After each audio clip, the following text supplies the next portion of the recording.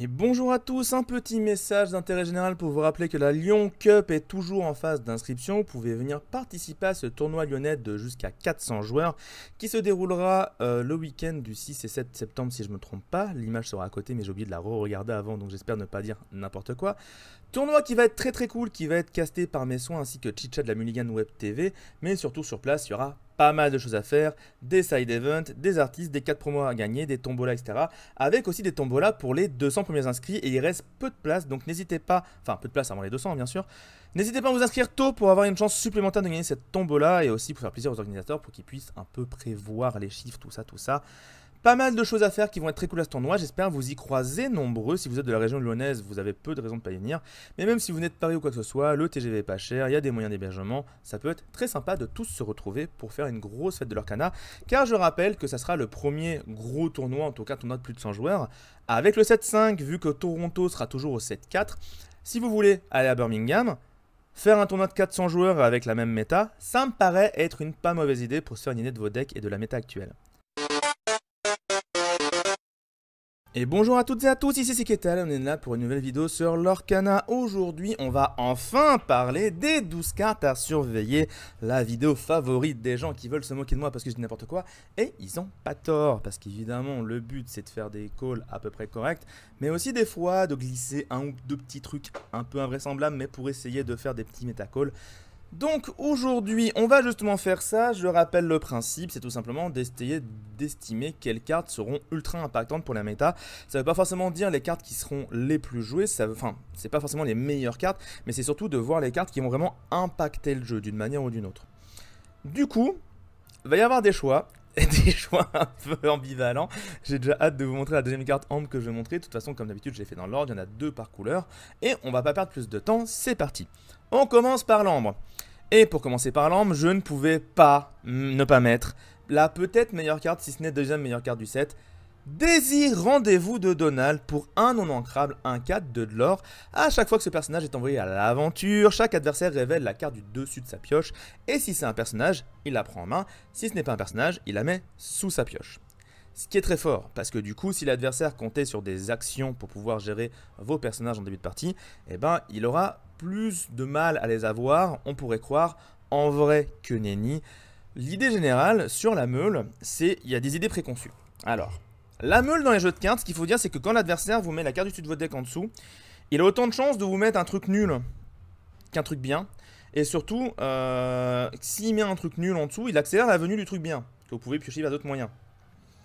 Donc, cet effet-là, il ne faut pas le prendre comme un outil de gestion des trucs embêtants adverses. Parce que vous avez autant de chances de lui accélérer la venue. Ça se trouve, il l'aurait jamais pioché, mais vu que vous avez fait ça deux fois, bah, en fait, il va la piocher 2 tours plus tôt. Et à l'inverse, bah, des fois, ça va enlever le bon truc, oui, en effet.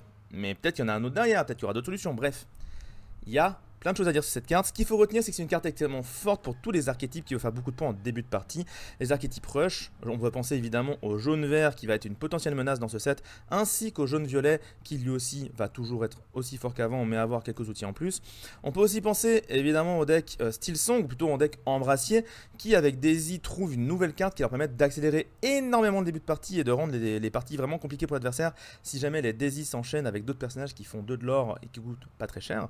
Donc ça peut aller très vite, il faudra faire très attention et vraiment je pense que la méta va s'orienter vers le fait que les gestions de début de partie vont être obligatoires parce que contrairement au deck d'avant où on pouvait espérer gérer les personnages facilement avec des moyens classiques, là il faut vraiment envoyer du lourd dès le début sinon vous allez vous faire vraiment prendre par surprise et perdre la partie avant même d'arriver au tour 7. Donc attention aux decks rush ou aux decks qui peuvent faire du rush dans le 7-5 parce que ça va vraiment être quelque chose qui va être important. Encore une fois, le Steel Song, il a une nouvelle carte vraiment forte avec elle et ça peut vraiment faire de mauvaises surprises. Donc, mettez des personnages de 2 en début de partie, trouvez des moyens d'avoir de quoi faire des dégâts à ce personnage adverse. De manière générale, trouvez de la gestion en début de partie, ça va être important. La deuxième carte, non je ne mettrai pas Naveen parce que je continue de penser que Naveen disparaîtra des decks Ambre avant la fin du 7-5 et peut-être que j'aurai tort, mais en tout cas c'est mon call sur cette méta.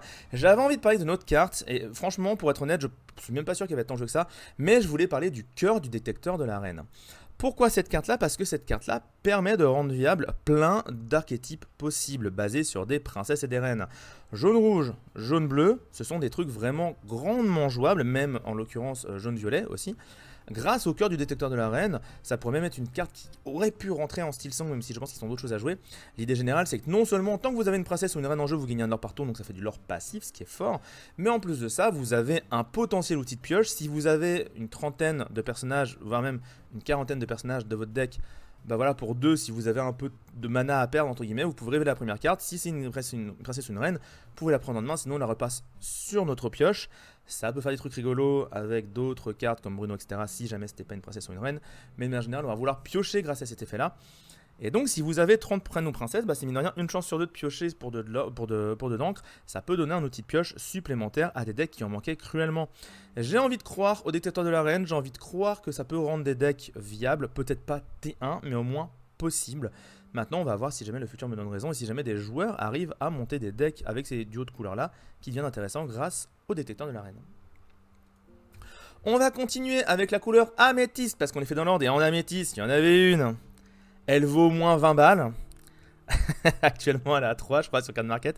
Madame Mime en éléphant, une 3-7 pour 1 qui arrive au tour 4 ancrable. Comme les Madame Mime, sauf la dragon, elle remonte un personnage en main quand elle arrive en jeu, sinon elle doit être bannie. Mais c'est plutôt un avantage, comme ça vous remontez des personnages qui ont des effets quand ils rentrent en jeu. Et du coup, vous les faites plusieurs fois, voire même des personnages qui ont des effets quand ils quittent le jeu, comme les Merlins. Et en plus, au début de votre tour, vous pouvez déplacer 2 dégâts de ce personnage vers un personnage adverse. C'est une carte incroyable parce qu'encore une fois, elle empêche l'adversaire de partir à l'aventure. Sinon, il va devoir... si vous attaquez un de ces personnages, bah, vous allez sûrement le gérer. Et vous aurez sûrement des dégâts sur vous qui permettront de gérer un autre personnage au prochain tour tout en vous soignant. Donc l'adversaire, pour pas que vous commenciez à gérer 2 personnages par tour si l'adversaire joue des petits personnages, bah, ça va commencer à être compliqué. Et donc petit à petit, comme ça, vous pouvez empêcher l'adversaire à avoir d'autres choses à jouer. C'est une mime en plus et il faut absolument pas sous-estimer le fait que quand on joue du rouge-violet par exemple, jusqu'à maintenant, on avait 8 mimes. Et donc on pouvait remonter 8 cartes. Donc la moindre carte qu'on remonte, il fallait bien penser à ce qu'on faisait. Si on remontait de la pioche, si on remontait des marins-chefs, si on remontait d'autres choses, d'autres effets. Et bien là, avec Madame Mime en éléphant, ça en fait 4 de plus. Donc on peut remonter 12 cartes durant une partie potentiellement. Et donc ça augmente les chances de pouvoir abuser de vos cartes très très fortes qui ont des effets d'entrée de jeu. Donc c'est un immense avantage. Je pensais que Mime Éléphant serait joué en x2, plus je pense à la carte et plus je pense que ça va être joué en x3 voire plus. Après clairement la carte ne vaudra pas 20 €, soyons honnêtes. C'est juste que je suis absolument nul quand je parle de calculer le coût des cartes parce que je n'y connais rien. Et surtout parce que je m'étais basé sur la clochette du chapitre 1 et pour moi Madame Mime allait être une carte assez équivalente. Donc voilà, le petit côté sudiste, je suis portugais, portugais et haut-savoyard, donc le côté sudiste, je sais pas d'où il vient, mais voilà, le petit côté, j'en fais un peu trop, tout ça, tout ça. La carte en tout cas va être très très jouée, c'est une certitude, quelles que soient les couleurs, dès que ça va y avoir du violet, je pense que c'est une carte incroyable. On continue en améthyste avec Finders Keepers. Alors en vrai, il y avait d'autres cartes que je trouvais intéressantes, mais je suis resté sur Qui trouve garde, tout simplement parce que c'est de la pioche qui n'est pas une chanson. Et en vrai...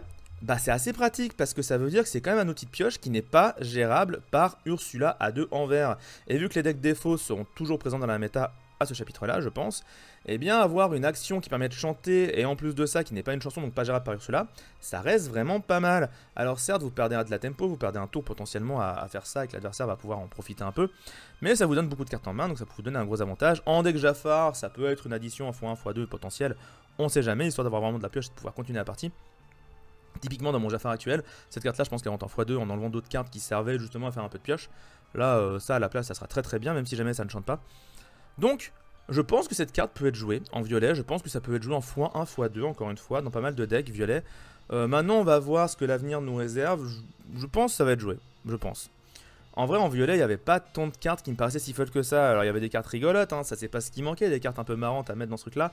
Une autre carte que je trouvais intéressante quand même, dont je peux parler, c'est la Elsa A5, qui est une charge insaisissable, qui en plus incline un perso en entrant en jeu. Ça la rend vraiment très très versatile, parce que non seulement elle va incliner un perso en jeu, donc ça va pouvoir vous permettre de faire un trade efficace sur ce que vous voulez avec vos autres personnages. Elle, derrière, c'est deux d'attaque insaisissables, donc elle peut aller charger des personnages insaisissables en mettant genre des Diablos. Et ou gérer d'autres choses qui ont peu de points de vie. Vu qu'elle a 5 points de vie, elle encaisse quand même pas mal en cas d'attaque d'insaisissable adverse. Et derrière, au pire, si jamais il n'y a rien d'autre à faire, bah, elle peut toujours faire son petit point de lore en étant insaisissable, en étant tranquille. Donc je la trouve plutôt pas mal cette Elsa. Mais j'ai préféré mettre quand même Qui trouve garde. On enchaîne avec la... Napolitis, pas du tout, on enchaîne avec l'émeraude. L'émeraude, pareil, pas mal de cartes vraiment intéressantes, pas mal de cartes un peu pas folles. Il y a énormément de jeux autour des dégâts directs, donc je suis relativement certain qu'il y a des decks dégâts directs qui vont être créés et qui vont être viables. Maintenant, est-ce qu'ils vont être T1 ou pas, je ne sais pas. Je voulais parler de 2 cartes. La première, c'est le miroir du prince Jean. Alors, je continue de penser que c'est pas une carte auto-inclus, c'est pas une carte qui va être en choix ni en x4 ni dans tous les decks. Mais il faut lui reconnaître des choses, c'est qu'il y a des match-ups qu'elle va quand même embêter. Pas forcément gagner automatiquement, mais qu'elle va embêter. Si c'est un adversaire qui a tendance à pas faire grand chose au début de partie et à piocher, bah ça va l'embêter. Après, je pense que la méta va s'accélérer en début de partie et que donc ce genre de deck là ne va plus exister ou va avoir beaucoup de mal à exister. Il va falloir qu'il trouve beaucoup de gestion en début de partie. Si jamais il veut vraiment jouer le long terme, genre bleu-rouge, objet et tout, ça va être plus compliqué que d'habitude, je pense. Mais Miroir du Prince Jean a cet avantage que contre les decks qui font rien en début de partie à part piocher des cartes, eh ben ça va les gêner. Ils vont devoir défausser des cartes, ils n'auront pas autant de solutions en main que ce qu'ils voudraient. L'autre avantage du Miroir du Prince Jean, c'est tout simplement si l'adversaire joue des rêves bleus, parce que ça veut dire que s'il joue son rêve bleu, il faut qu'il ponce toutes les cartes qu'il a en main pour essayer de redescendre, sinon le rêve bleu avait beaucoup moins d'avantages que prévu. Donc ça aussi c'est plutôt intéressant, même si c'est léger, parce que le mec qui joue rêve bleu en général il l'a chanté, donc il a l'encre pour pouvoir jouer des cartes pas chères et essayer de réduire. L'autre intérêt du Miroir du Prince Jean, et ce qui moi je trouve plus intéressant, c'est en cas de deck meule. Si vous jouez meule, et vous passez votre temps à faire piocher l'adversaire avec, pour les hommes, avec... D'ailleurs j'aurais peut-être dû la mettre pour les hommes, ça c'est une carte je pense qui va être vraiment jouée, elle est vraiment intéressante. Rétrospectivement j'aurais peut-être dû la mettre. On verra si jamais ce sera dans les tops, hein, peut-être. Mais donc si jamais vous jouez pour les hommes, si jamais vous jouez un deck meule avec les fameux... comment ça s'appelle? J'ai perdu le nom. Avec les fameux rêves bleus, etc. Bah mine de rien, c'est une carte qui fait que l'adversaire, à chaque fois que vous faites un rêve bleu, bah si jamais il diminue pas grandement son nombre de cartes en main, bah ça va le gêner. Donc Miroir du Prince Jean, pas automatique dans tous les decks, mais pas mauvais pour autant. Et je pense que c'est une carte qui peut un peu générer des choses dans la méta et faire que les decks vont jouer différemment. À défaut de builder différemment, ils vont jouer différemment en début de partie. Et le Chromicom d'Emeraude que je trouve très intéressant pour les decks rush, même s'il faut trouver la tempo pour le jouer. Mais dans les decks rush, pourquoi c'est intéressant? Parce que pour 3 non ancrables, durant le tour de vos adversaires, chaque fois que l'un de vos personnages est banni, vous pouvez choisir un personnage et le remettre dans la main de propriétaire. Et donc, pourquoi il faut un deck rush pour jouer ça? Parce qu'il faut que l'adversaire vous attaque. Donc vous ayez des personnages embêtants. Et le meilleur moyen d'être embêtant, c'est de faire beaucoup de lore et de forcer l'adversaire à vous attaquer, sinon il perd. Donc, si vous arrivez à trouver le tempo pour poser un Chromicom d'Emeraude au moment où vous avez 2-3 personnages en jeu, bah en fait, l'adversaire il va remonter ses personnages en main et il y a un intérêt à ça. Premièrement, si vous jouez beaucoup de cartes pour remonter en main, le Miroir du Prince Jean, encore une fois, va être très intéressant parce que ça va peut-être forcer l'adversaire à en défausser. Du coup, ça optimise vos remontées en main qui deviennent presque des bannissements potentiellement. L'autre raison pour laquelle le Chromicom d'Emeraude est intéressante, c'est qu'à force de bannir des cartes, enfin à force que l'adversaire vous bannisse des cartes et qu'il remonte des cartes en main, des cartes comme N'oublie pas qui tu es ou la nouvelle Caravelle Alter prennent tout leur sens parce que l'adversaire se retrouve avec une main remplie de trucs parce qu'il vient de gérer votre board et vous pouvez piocher énormément de cartes juste après. Donc je trouve que Chromicom d'Emeraude est intéressant dans le cadre d'un deck un peu rush, genre typiquement jaune-vert ou des choses comme ça. Peut-être dans d'autres decks à voir, mais je voulais quand même parler de cette carte que je trouve vraiment pas mal. On enchaîne avec le rubis, et le rubis c'est un peu dur de trouver des cartes si impactantes que ça de ouf. Alors il y a des charges qui sont pas trop mauvaises et je pense qu'il y en a peut-être certaines qui vont être jouées. Moi ce dont je voulais parler déjà c'est ce bon vieux Gaston. Gaston pour 9 non ancrables, 10-6 de l'or, on joue ce personnage pour 2 de moins pour chacun des personnages qui a au moins un dommage sur lui. Et il a charge. Ce qu'il faut se dire c'est que déjà les decks qui de base jouent des mergotels, typiquement jaune-rouge. Jaune-rouge qui joue réponse et donc qui va jouer des mergotels, des notre roi vous invite à la fête, peut-être des Mulana 1. Avoir des dégâts sur soi, c'est vraiment pas compliqué. Et donc jouer ce Gaston-là au tour 5, ça se fait très facilement. Et d'ailleurs, c'est une 10-6 de l'or. Ça va au moins gérer 2 cartes. Sauf que ça peut arriver tour 5, comme je le disais. Donc vraiment pas mauvais comme carte. Si vous avez plus de personnages en plus, ça peut arriver même tour 3. Mais bon, tour 3, c'est bien un peu compliqué quand même de le jouer aussitôt. Par contre, tour 4 pour 3, ça c'est possible de le faire. Donc... à voir ce que Gaston a dans le ventre. En tout cas, je trouve que c'est une carte qui va être vraiment impactante dans la méta. Je pense que les decks bleu-rouge peuvent la jouer aussi. Tout simplement parce que ça va remplacer les Hercule qui coûtaient 5 et qui allaient gérer les lieux. Ça coûtera un peu plus cher d'aller gérer le lieu.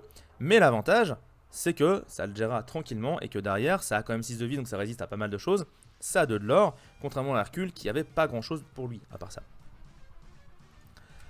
Et enfin, la deuxième carte rubis, le Chromicom de rubis. On peut choisir un personnage qui gagne plus 1 d'attaque pour le reste de ce tour. En fait, il y a tellement de fois où les trades que tu veux faire, il manque juste 1 pour être super efficace, que je pense qu'un petit objet à 1 qui arrive comme ça en début de partie, il peut avoir un impact incroyable sur le reste de la game. Mettre plus 1 à Maui pour qu'il aille taper un château de la reine par exemple. Mettre plus 1 aux personnages qui ont peu d'attaque, bah mine de rien ça les rend bien plus efficaces. Typiquement une 1-5 qui perd son trade contre une 2-2. Non, elle le gagne en plus. qui perd son trade contre une 3-3. C'est ça, bah contre si tu mets plus 1 de force à chaque tour, bah en fait elle va réussir à le gérer. C'est un exemple. L'idée derrière, c'est que le Chronicom du Rubis peut être vachement intéressant pour vraiment pas cher et tu peux l'activer à tous les tours.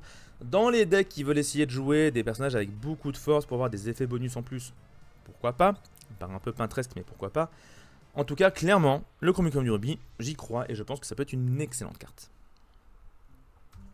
On a joué avec Saphir, et Saphir là par contre j'avais l'embarras du choix, hein. J'ai pris 2 personnages qui me paraissaient vraiment très impactants dans cette méta. Le premier c'est ce bon vieux Sheriff Nottingham pour 9, 5, 9, 4 de l'or. Soutien, on peut jouer ce personnage pour 1 de moins pour chaque objet qu'on a en jeu, ça tombe bien, en bleu-gris, en bleu-rouge, on peut avoir 1 milliard d'objets à table. Que le Sheriff de Nottingham coûte seulement 5, c'est vraiment pas compliqué qu'il coûte seulement 5. Et pouvoir jouer au tour 5 non plus. Et l'idée justement générale pour moi c'est qu'avec 4 objets, le shérif, bah il arrive tour 5 et une 5-9 tour 5 4 de l'or à gérer, c'est une plaie. Surtout s'il y a un personnage à côté qu'on peut pas le trémen ou le être un roi incontesté. Donc bon personnage, le soutien qui peut permettre de faire de meilleurs trades avec d'autres personnages à côté, pourquoi pas. Pour moi ce qui est important surtout c'est le 9 de vie 4 de l'or qui peut arriver très tôt dans la partie et être catastrophique. Et au pire si vous avez peu d'objets il peut toujours arriver tard parce que vous jouez bleu et que vous jouez du rhum, donc monter à 9 ce n'est pas du tout un problème. Et même en fin de partie 9 de vie 4 de l'or, si tu joues pas rouge à l'enlever c'est une plaie vraiment. À côté de ça, j'ai voulu mettre le bon vieux Merlin. Encore une fois, Merlin, sa force, c'est qu'en bleu-violet, vous avez 1 milliard de personnages pour pouvoir l'alter dessus. Et avec ses 2 de l'or, 7 de vie, il va déjà être un peu embêtant. Mais surtout, sa capacité qui a dit que si vous le jouez en étant alter, vous pouvez chercher une carte dans votre pioche et la placer dans votre main. C'est même pas au-dessus du deck, c'est dans votre main direct. Vous pouvez la jouer tout de suite. Donc ce Merlin, excellente carte. Si vous faites un alter en plus, que vous allez chercher une chanson, il pourrait la chanter immédiatement. Rien que pour ça, c'est très fort. Ça veut dire que ce Merlin, vraiment, vous le jouez pour 5 sur un alter de Merlin à 4. Il peut chanter Rêve Bleu que vous allez chercher. Il peut chanter Zeus que vous allez chercher. Vous avez l'idée de manière générale. Il peut jouer Bleu Lumière que vous allez chercher si vous avez besoin de plus d'encre. Bref, excellente carte en bleu-violet. Ou même en bleu d'autres couleurs, potentiellement, le jour où il y aura plus de Merlin dans d'autres couleurs. Voilà, vraiment, je trouve cette carte incroyable. Bon, j'ai dit pas mal de cartes de bleu-gris au début, mais vous avez l'idée générale, c'est que vous pouvez aussi très bien aller chercher Libérer, Délivrer et le chanter direct. Hein. Donc, non, vraiment, Merlin qui va chasser des chansons et qui les chante instant vu qu'il est alter, ça déconne 0, je pense. Et en bleu-violet, il y a plein d'autres trucs très cool à faire à côté. Donc, vraiment, le personnage en plus peut t'aider à faire des combos. Genre, si tu veux avoir et Bruno Madrigal et le Merlin de Cottage, bah Merlin peut aller chercher la deuxième carte du combo si t'as l'autre en jeu. Et du coup, bah ta combo elle est mise en place direct. Donc c'est super fort, vraiment. En acier, j'ai eu un peu plus de mal pour choper la deuxième. La première, elle était évidente, c'est peut-être encore une fois la meilleure carte du set en compétition avec Daisy. C'est Pat. Pat pour 3 ancrables, une 3-3, 1 de l'or. Lorsque vous jouez ce personnage, les adversaires ne peuvent pas jouer d'action jusqu'au début du prochain tour. C'est incroyablement fort de dire non à l'adversaire. Et c'est incroyablement fort de dire non aux actions. Parce que les personnages, en général, ils doivent attendre un tour avant de pouvoir faire des choses. Les actions, pas du tout. Le gros point fort de ce personnage là, c'est que Gris a toujours été une couleur qui prend le board facilement, mais qui derrière, une fois qu'il a le board, peut gagner la partie si l'adversaire ne rase pas le board, sauf qu'il y a Soyez Prête dans la méta. Bah du coup Pat, c'est une super solution pour gérer le Soyez Prête adverse. En bonus, il coûte pas si cher, donc si vous commencez à jouer des mimes, vous pouvez le remonter en main pour le rejouer derrière et re-empêcher l'adversaire de jouer des chansons et des actions. Pat va avoir aussi le gros avantage que si vous le jouez tour 3, vous empêchez l'adversaire de chanter des chansons tour 3 ou tour 4. Et du coup, bah, contre du style song par exemple, c'est ultra efficace. Donc non, clairement, Pat, excellent perso. Derrière, il y a un body plutôt acceptable pour aller chercher les personnages en début de partie. Justement, 3-3, c'est quand même pas trop mauvais. Plein de choses à faire avec. Vraiment, carte incroyable de ce set qui sera jouée en x3 ou x4 dans tous les decks acier, c'est sûr. Et la dernière carte, vraiment j'ai eu du mal à me décider, donc j'ai décidé de partir là-dessus. J'ai décidé... C'est pour ça... C'est pour ça que quand je fais des vidéos, normalement j'enlève les alertes. Et là j'ai oublié d'enlever l'écran d'alerte. Donc je vais le faire. Comme ça, s'il y a d'autres gens qui follow la chaîne, on ne les verra pas. Mais merci beaucoup à Clouk, du coup, qui a follow la chaîne en plein pendant un enregistrement. Très beau sniping, je te félicite. Et donc... Pour 600 crabes, 3, 5, 1 de l'or. Ce Simba, pourquoi il est fort? C'est parce que quand vous jouez ce personnage, vous pouvez choisir un objet ou un lieu et le bannir. En plus, c'est un alter, donc ça peut comboter avec des faibles et des trucs comme ça. Il y a des choses à faire avec. Le fait que ça peut choisir lieu ou objet, ça le rend très intéressant contrairement au Aladdin, Benja, Bête qui gère que les objets. Ici, de pouvoir gérer les lieux, des fois, bah, ça peut quand même te sauver les fesses. De pouvoir gérer un château instantanément sans avoir à aller taper dessus. Donc, personnage pas inintéressant, mais c'est juste qu'en acier, ce set-ci, le pâte est incroyable, mais en dehors de ça, j'ai pas trouvé de carte qui me vraiment faisait waouh de ouf.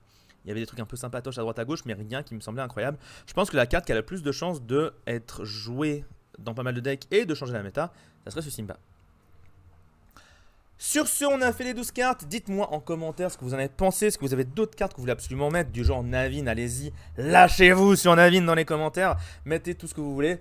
Moi j'ai dit ce que j'avais à dire, donc dans un mois à peu près on essaiera à la rentrée des vacances, sûrement mi-septembre, voilà, mi-septembre après la Young Cup, tout ça, quand il y aura eu le premier tournoi, ou alors peut-être après le Birmingham, peut-être à ce moment-là, on fera un petit top et flop pour voir les cartes où j'ai bien deviné et les cartes que j'avais sous-estimées.